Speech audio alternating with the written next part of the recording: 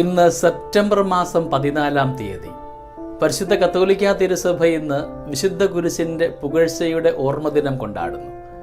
ഈ തിരുനാളിൻ്റെ എല്ലാ മംഗളങ്ങളും സ്നേഹാശംസകളും നിങ്ങൾക്കേവർക്കും ഏറെ സ്നേഹത്തോടുകൂടെ നേരുകയാണ്.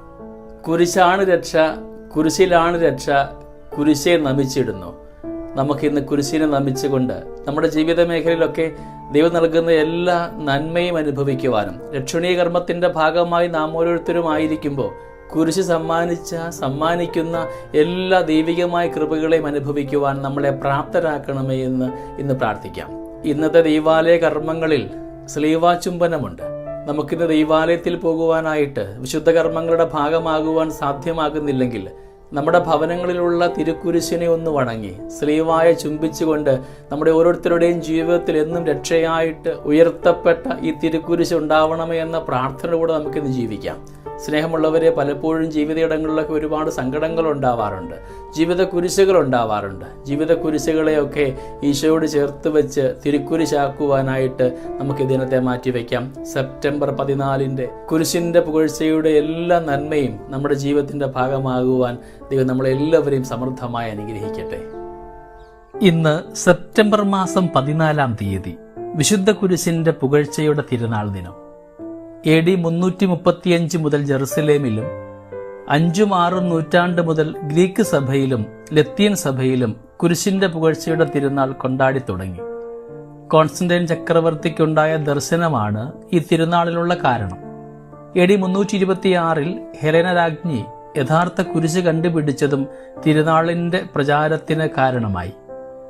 കോൺസ്റ്റന്റൈൻ ചക്രവർത്തി പ്രബലനായ മാക്സെൻസിയൂസ് രാജാവിന്റെ ആക്രമണത്തെ ഭയന്നിരിക്കുമ്പോൾ സത്യദൈവത്തോട് സഹായം അഭ്യർത്ഥിച്ചു. അന്ന് അദ്ദേഹം ക്രിസ്ത്യാനിയായിരുന്നില്ല. രാത്രിയിൽ ചക്രവർത്തിക്ക് ഒരു ദർശനമുണ്ടായി.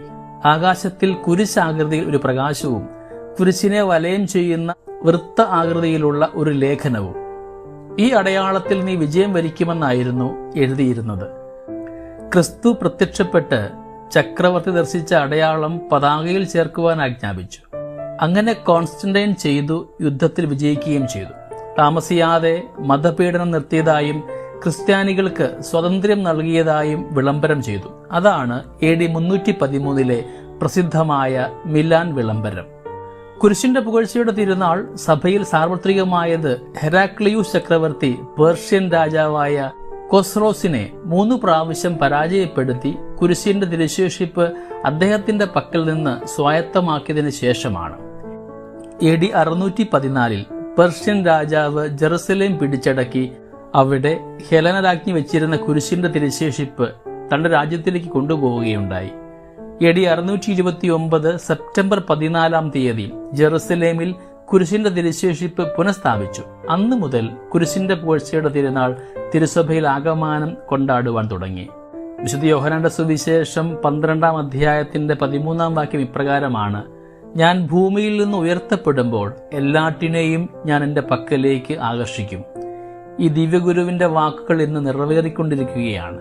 കർത്താവെ, അങ്ങയുടെ കുരിശ് എല്ലാ അനുഗ്രഹങ്ങളുടെയും ഉറവയാണ്, എല്ലാ വരങ്ങളുടെയും കാരണമാണ്. അതുവഴി വിശ്വാസികൾ ബലഹീനതയിൽ ശക്തിയും ലജ്ജയിൽ മഹത്വവും മരണത്തിൽ ജീവനും കണ്ടെത്തുന്നു. സ്നേഹമുള്ളവരെ, നമുക്കിന്ന് കുരിശിന്റെ പുകഴ്ച ആഘോഷിക്കാം.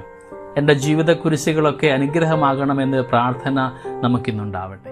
കുരിശടയാളം നമ്മുടെയൊക്കെ ജീവിതത്തിന്റെ ഭാഗമാണ്.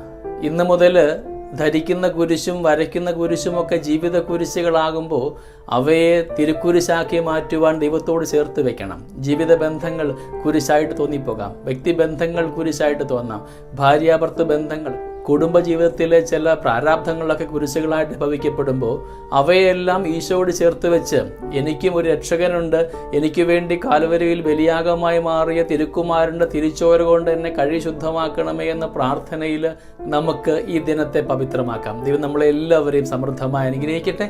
നമ്മുടെ കർത്താവ് ഈശോ മിശിഹായുടെ കൃപയും പിതാവായ ദൈവത്തിൻ്റെ സ്നേഹവും പരിശുദ്ധാത്മാവിൻ്റെ സഹവാസവും നമ്മുടെ കൂടെ എന്നും ഉണ്ടായിരിക്കട്ടെ, ഇപ്പോഴും എപ്പോഴും എന്നേക്കും. ആമേൻ.